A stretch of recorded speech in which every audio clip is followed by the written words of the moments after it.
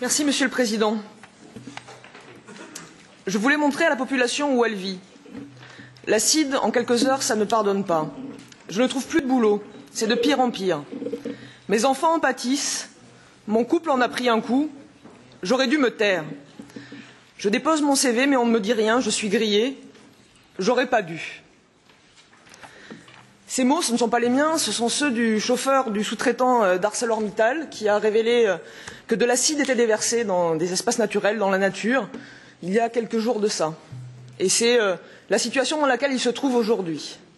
C'est un cas supplémentaire qui devrait nous convaincre de la nécessité d'offrir une protection complète, efficace, à ceux qui prennent tous les risques personnels pour défendre ce qui n'est pas autre chose que les valeurs européennes, la protection de l'intérêt général, de l'environnement, de la santé publique, de la justice, de l'équité. Et notre mandat, il faut le dire, a aussi été émaillé de révélations, alors sur un autre domaine que l'environnement, sur la question de l'évasion fiscale, et a été jalonné d'alertes qui nous ont permis aussi de légiférer et d'intervenir pour justement une amélioration de la situation des citoyens européens. Donc au-delà des remerciements que nous adressons régulièrement aux lanceurs d'alerte, il est maintenant temps pour nous d'agir concrètement et de demander à la Commission européenne une protection horizontale, législative des lanceurs d'alerte. C'est tout l'objet du rapport que je vous présente aujourd'hui. Donc au-delà de cet appel ferme et sans ambiguïté pour un cadre législatif protecteur et pan-européen pour les lanceurs d'alerte, mon rapport propose quelques éléments qui pourraient constituer la base d'une protection européenne. D'abord, une définition. Une législation européenne devrait s'appuyer sur une définition large des lanceurs d'alerte. On doit couvrir toutes les situations professionnelles et personnelles, les salariés, les sous-traitants, les experts, les consultants, les simples citoyens.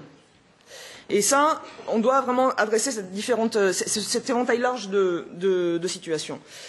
Et on doit aussi protéger, comme je le disais, les lanceurs d'alerte interviennent dans tous les champs, dans tous les aspects de notre vie quotidienne, et donc on doit avoir là aussi une protection qui ne soit pas sectorielle, mais qui soit bien horizontale, que ce soit donc l'environnement, la santé publique, la question fiscale, les questions sociales, les questions de sécurité. Donc là aussi, c'est pour ça que je vous propose une définition du lanceur d'alerte qui s'appuie sur la notion d'intérêt général, même si je vous propose aussi de l'illustrer d'un certain nombre d'exemples. Après la définition, je pense qu'on doit également proposer des procédures claires pour que le lanceur d'alerte sache exactement la manière dont il peut agir.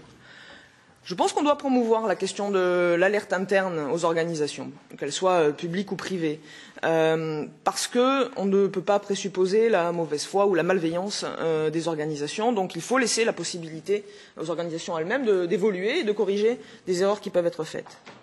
Mais on doit aussi permettre le recours à une alerte extérieure à l'organisation, parce que dans les cas que j'ai mentionnés, on voit bien que l'alerte interne ne peut pas permettre de résoudre tous les cas, et dans certains cas, que ce soit pour la légitimité d'informer le public, que ce soit pour des questions d'urgence à agir, l'alerte externe et la révélation au public des faits emportent aussi une réelle utilité dans certains cas.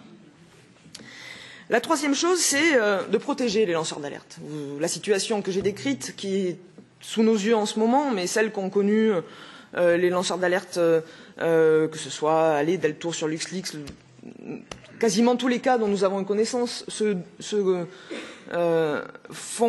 correspondent aussi à une dégradation de la situation personnelle très forte des lanceurs d'alerte. Donc on doit leur garantir un certain nombre de protections. Lorsque les lanceurs d'alerte sont salariés, on doit permettre de les protéger dans l'organisation et empêcher qu'ils soient licenciés, fassent l'objet de représailles, de sanctions, de mutations. Donc on doit d'une part empêcher ces représailles et d'autre part indiquer clairement que ces représailles sont elles-mêmes répréhensibles et qu'elles fassent l'objet de sanctions. On doit également encourager et appeler à la réparation des dommages que subissent les lanceurs d'alerte après qu'ils ont lancé l'alerte.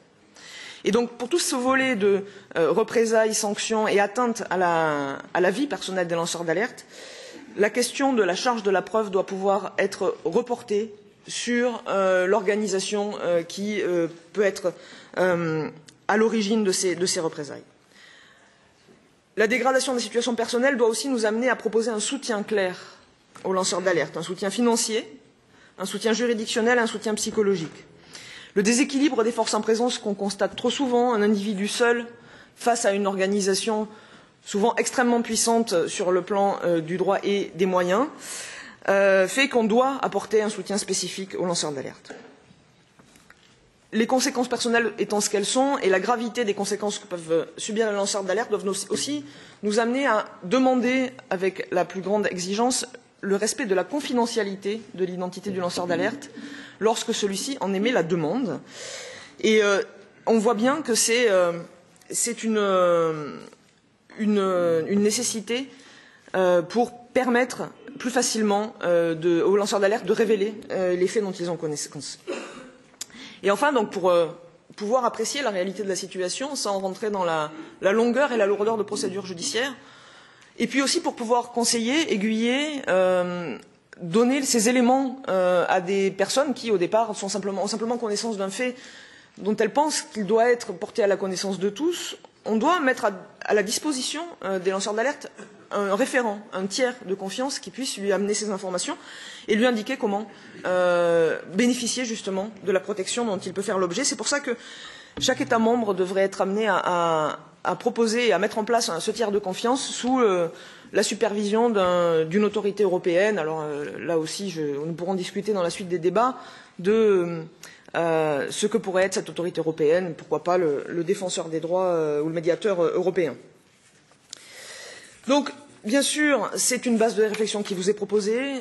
J'ai déjà eu l'occasion de discuter avec les shadow rapporteurs et les représentants des différents groupes, et je les remercie pour leur contribution extrêmement constructive. Je pense qu'on est là en face d'une nécessité démocratique pour l'Union européenne, pour aussi les valeurs européennes que nous défendons et que nous aimons à rappeler, qui sont celles de la démocratie, de l'état de droit, de la liberté d'information, de la liberté du débat. Donc, pour toutes ces raisons, je vous invite et j'invite tous mes collègues à soutenir et à proposer dans la démarche d'amendement les ajouts, les modifications dont ils voudront bien me faire part. À ce propos, j'en terminerai avec un aspect plutôt technique, Monsieur le Président.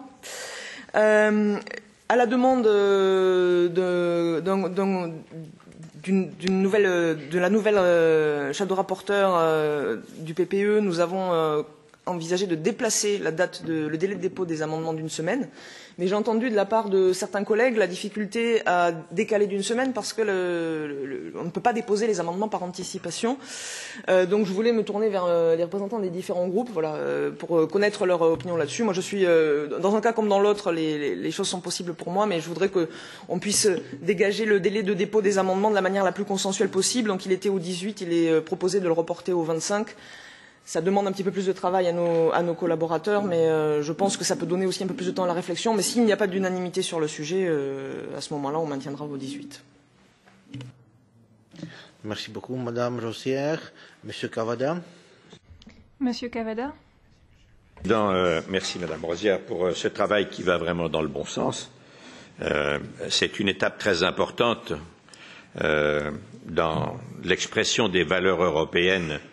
Il ne suffit pas d'en parler, encore faut-il le mettre en pratique et donner des instruments juridiques pour que ceux qui servent l'intérêt général, en effet, puissent être protégés. J'ai d'ailleurs observé que la réunion de la semaine dernière des Shadows à Strasbourg a été très constructive. Je pense que cette opportunité qui nous est offerte nous permettra peut-être même d'aller encore un peu plus loin, ensemble, si c'est possible, dans l'encadrement de, je dirais, la position des lanceurs d'alerte dont vous avez énuméré avec raison, je crois, les différents chapitres qui nous font obligation. D'abord, il faut effectivement une base juridique